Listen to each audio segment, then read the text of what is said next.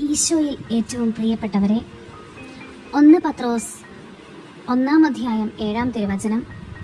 അഗ്നിശോധനയെ അതിജീവിക്കുന്ന നശ്വരമായ സ്വർണത്തേക്കാൾ വിലയേറിയതായിരിക്കും പരീക്ഷകളെ അതിജീവിക്കുന്ന നിങ്ങളുടെ വിശ്വാസം.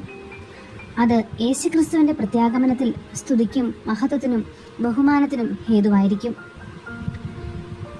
വിശ്വാസയാത്രയുടെ ഗതി മാറ്റാനും ദൈവിക പദ്ധതിയെ തകിടം മറിക്കാനും കിണഞ്ഞു പരിശ്രമിക്കുന്ന ശത്രുവായ പിശാച് ഒരുക്കുന്ന ഗൂഢമായ കെണികളെ അവൻ ധീരതയോടെ കീഴ്പ്പെടുത്തേണ്ടിയിരിക്കുന്നു. വിശ്വാസത്തിൽ ഉറച്ചു നിന്നുകൊണ്ട് അവനെ നമുക്ക് എതിർക്കാം.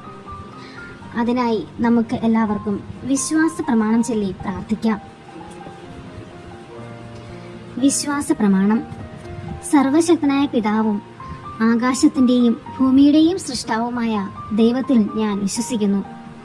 അവിടുത്തെ ഏകപുത്രനും ഞങ്ങളുടെ കർത്താവുമായ ഈശോ മിശിഹായിലും ഞാൻ വിശ്വസിക്കുന്നു.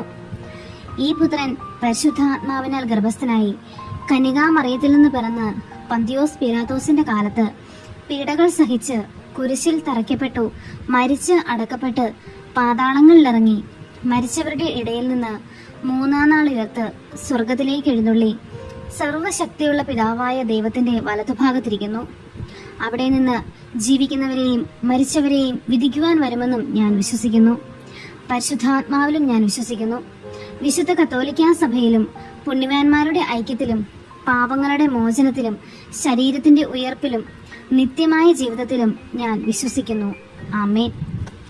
ഈ വിശ്വാസ പ്രമാണം ഏറ്റുപറഞ്ഞുകൊണ്ട് നമുക്ക് പ്രാർത്ഥിക്കാം.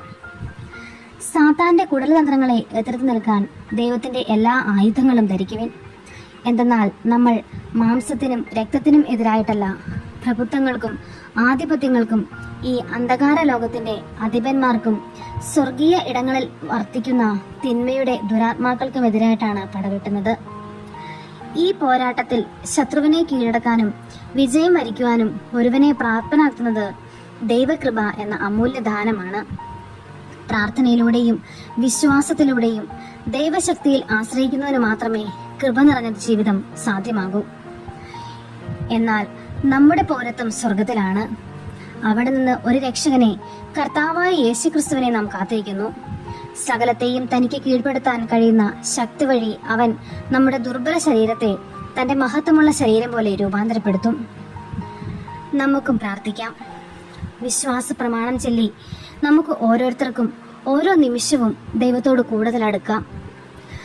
ഈ വിശ്വാസ പ്രമാണം ഒരു ദിവസം 33 പ്രാവശ്യം ചൊല്ലി പ്രാർത്ഥിക്കുമ്പോൾ നമുക്ക് ഒത്തിരി അത്ഭുതങ്ങൾ കാണാൻ സാധിക്കും. ആ അത്ഭുതങ്ങളിലേക്ക് നമുക്ക് കടന്നു ചെല്ലാം. അതിനായി നമുക്ക് ദൈവത്തോട് ശക്തമായി പ്രാർത്ഥിക്കാം. ഈശോ മിശിഹായ്ക്ക് സ്തുതിയായിരിക്കട്ടെ. ആമേൻ.